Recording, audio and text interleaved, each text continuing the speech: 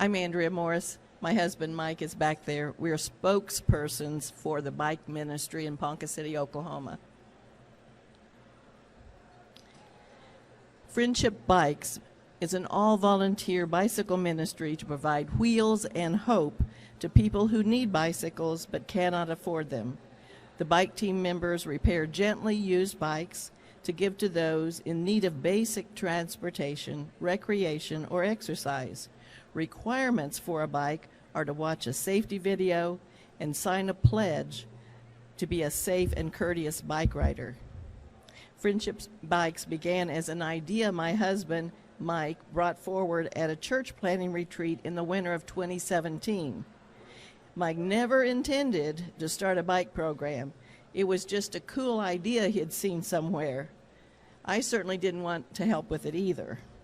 Several months of planning meetings later, Friendship Bikes had a governing core team, guidelines, and a plan to be open for distribution of bikes, donations, and bike requests on the last Saturday morning of each month, beginning in August 2017. So nearly 2 years ago, we began with a $5,000 grant from our church council from funds designated for special ministries. Our FCC council has allowed us to focus our time with neighbors and bike repair rather than fundraising.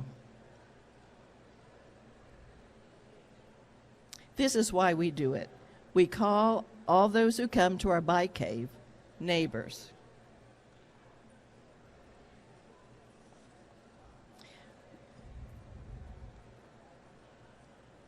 This is from the Love Inc. in Pennsylvania. Love Inc. stands for Love in the Name of Christ. And they allowed us to use their words.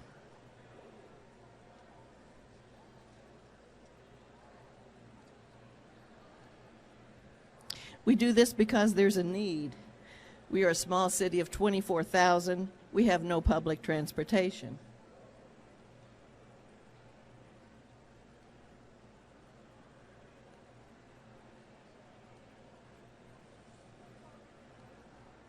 After knee surgery, these people have wanted a bike to help them to get strong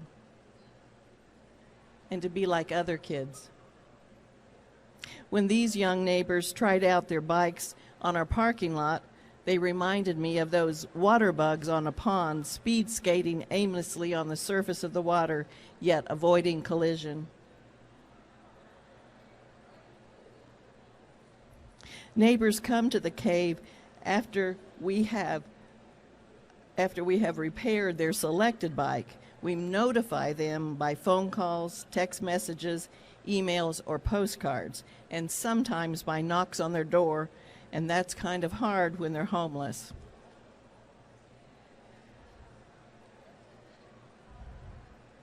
For 29 years, our church has had Friendship Feast, a 4-day-a-week hot meal program in the evening for any guest who comes through the door.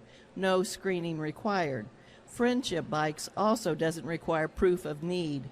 Most of our applications for bikes come from Friendship Feast guests, word of mouth, and people who see our signage on our monthly Bike Cave Open Day as they walk to our public library across the street from our downtown church.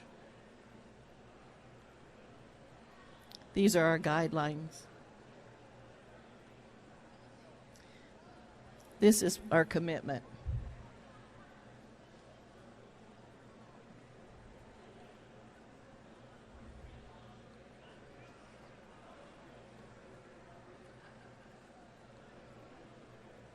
This feels like our mission. This ministry happened because of the ever-present spirit of abundance and encouragement of our ministers, because of the permission giving and financial backing of our council. Friendship Bike happened because we as a church are mission-oriented. We cheer each other on.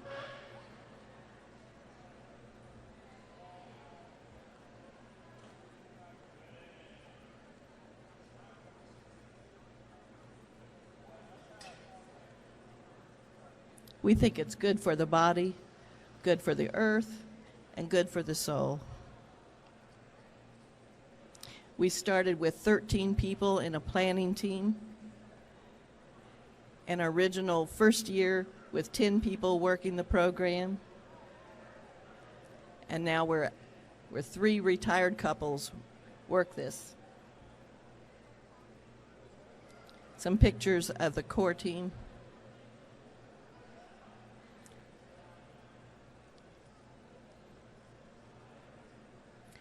We serve popcorn and ice water or chocolate, hot chocolate, every bike open day.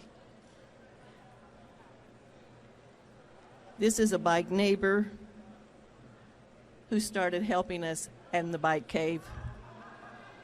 Another bike neighbor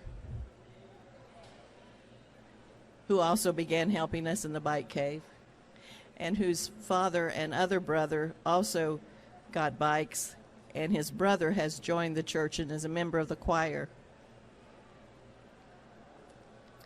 This is how we get bikes.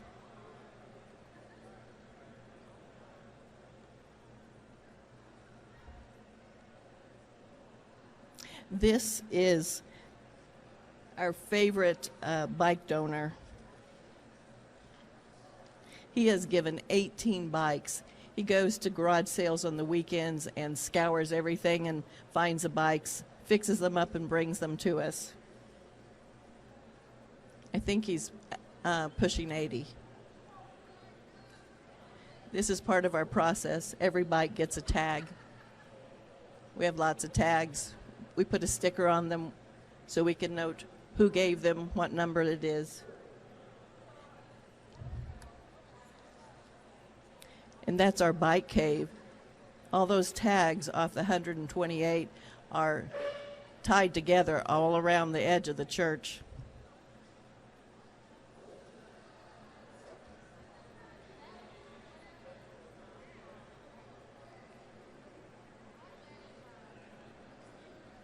This is how we keep track of our bikes. We have so many in that small area, so when a neighbor comes in to choose a bike, they have to find one that doesn't have a white flag on it, because that one has been promised. And they always find the one that has the white tag.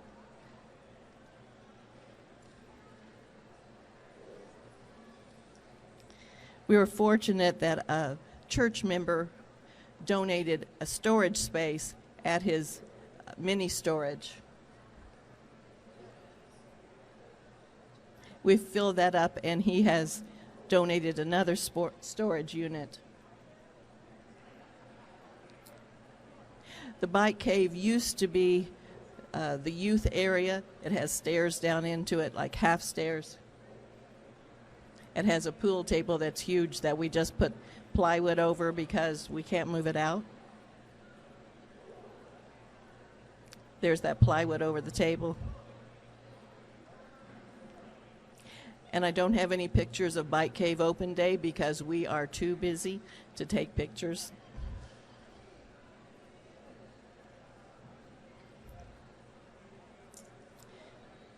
Every month we evaluate. This is how we do it. We go to lunch about 2 o'clock after we close down.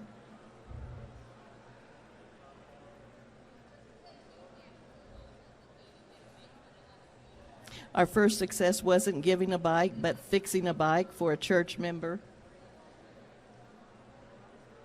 This is our first bike given.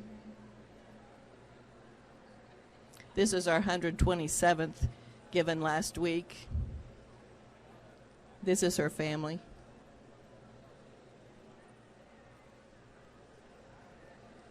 Paraphrasing the saying, to teach a child, it takes a village. To have a fruitful ministry, it takes the whole congregation. Bike Wash Day was an opportunity for church members to share in our ministry. The 2 shorter people are from the church, and the other 2 are bike neighbors. Last August, the bike team invited the congregation to a bike cave open house with popcorn and a guided tour during the fellowship time. We'll do it again this August, our 2nd anniversary. And nearly every Sunday, a church member tells us that they are seeing so many bikes around town, and every time they see one, they wonder if it's one of ours.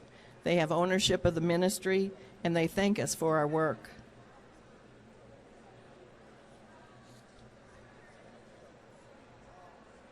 These are our neighbors. We give locks and cables to each neighbor, teach them how to effectively use them.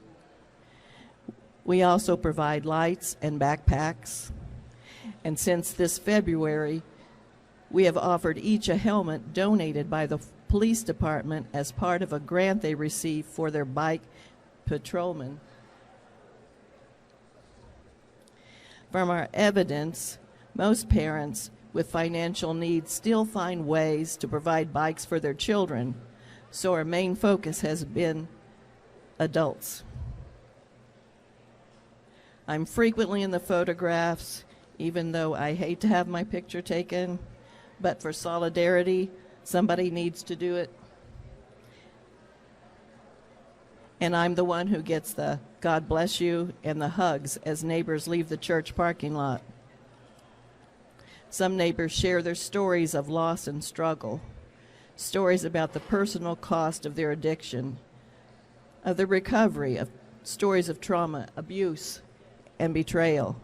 Sometimes neighbors cannot afford a car and gas and insurance. Sometimes neighbors have lost their privilege to drive a car.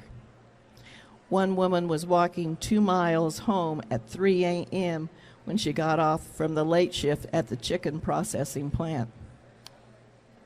One man had to walk 3 miles to and from work each day until he got his friendship bike. Our neighbors tell us that they are so tired of walking. Our neighbors show up to apply to get a bike despite the heat or the cold or the rain or high winds. Neighbors express their gratitude for this ministry, and they share their joy about receiving bikes. You really made my whole day. Sometimes a neighbor will come in on bike open day to hang out with us, just watching and chatting until we close the doors for the day. We greet each other when we see them at Walmart or eating at a restaurant. I am blessed. Dignity.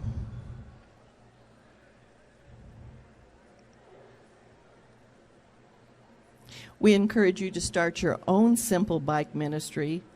Rewards are priceless and many and most precious.